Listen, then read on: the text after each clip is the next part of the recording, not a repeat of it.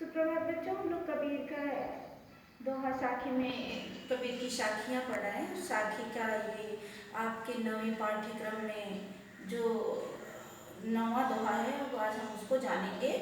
और यहाँ कबीर ने लिखा है, झूठे सुख को सुख कहे। अब झूठा सुख क्या है? झूठे सुख क्या है?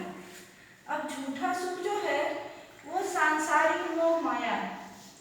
जो सांसारिक सुख है जिसमें कहते हैं हम पैसा रुपया, बेटी बेटा, धन दौलत, जिसको हम अपना मान के बैठे, खेत घर, ये बाहर, ये बड़े बड़े आलीशान बंगले कार, जिसके लिए हम मर रहे हैं, जिस सुख के लिए हम दिन रात तपस्या कर रहे हैं, उसी को कबीर ने झूठा सुख कह दिया है। इस सांसारिक झूठा सुख, सांसारिक सुख को कहा है। और कबीर ने कहा है कि इसी झूठे सुख को हम सच्चा सुख मान के, और हमारा मन क्या हो रहा है? प्रसन्न हो रहा है। झूठे सुख को सुख कहे मानत है मन मोह।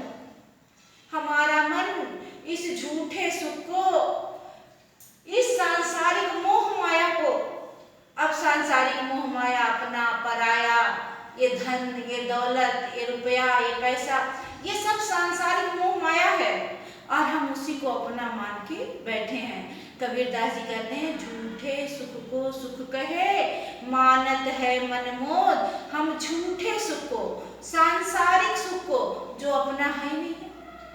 हमने बताया था आत्मा और परमात्मा, आत्मा और परमात्मा, यानी ये जो आत्मा है, इस आत्मा का जन्म परमात्मा से हुआ है।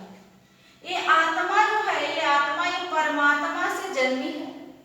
और इस सांसारिक सुख में, यानी इस संसार रूपी भवसागर में चक्कर लगाते लगाते कई जन्म तक 84,000 जन्म पाती है और अंत में आत्मा मानव का जन्म पाती है। और मानव का जन्म सुधार है आत्मा के लिए कि वो ऐसा कर्म कर ले कि फिर ये आत्मा जो है, जीवात्मा जो है, वो अपने परमात्मा में जाके मिल जाए। यानी आत्मा का परमात्मा में मिलन ही सच्चा सुख है। सच्चा सुख क्या है? तो आत्मा का परमात्मा में मिलन ही सच्चा सुख है, कबीरदास जी मानते हैं। और हम तो सच्चा सुख ये सांसारिक मोह माया को मान बैठे हैं। तो वही कबीरदास जी कहते हैं कि झूठे सुख को सुख कहे मानत है मन मोद, क्योंकि ये हमारा मन इस सांसारिक मोह माया को सच्चा सुख मान के प्रसन्न हो रहा है। मोद यानी प्रसन्न हो रहा, आनंदित हो रहा है।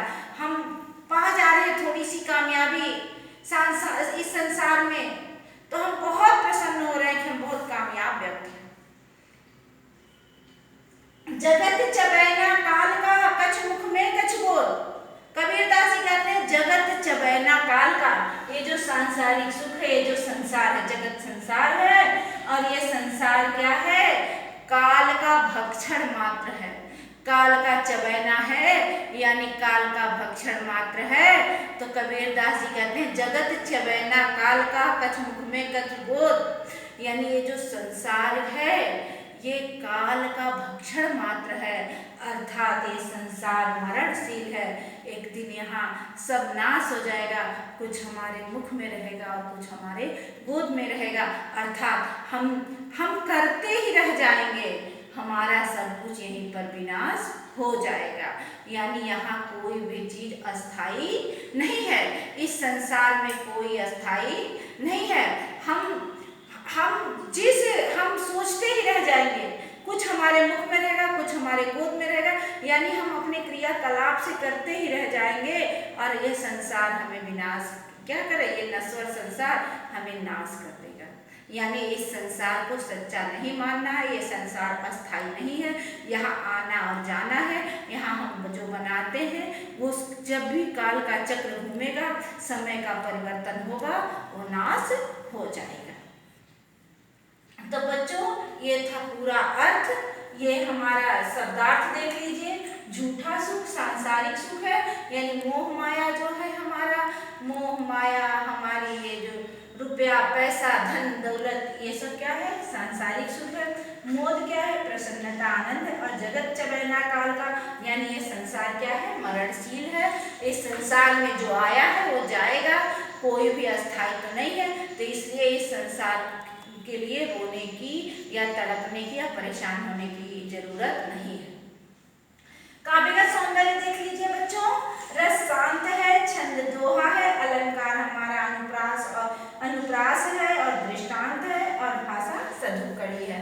तो ये हमारा काव्यगत सौंदर्य हो गया। हम प्रसंग बता रहे हैं। इस प्रसंग में कबीरदास जी ने संसार को झूठा बताते हुए आध्यात्मिक सुख की प्राप्ति का मार्ग सुझाया है। फिर सुनिए इसका प्रसंग। इस संसार को कबीरदास जी ने झूठा बताते हुए आध्यात्मिक सुख का यानी परमात्मा में मिलने की बात बताई है। तो बच्चों, इस वीडियो में इतना ही। तब तक के लिए धन्यवाद।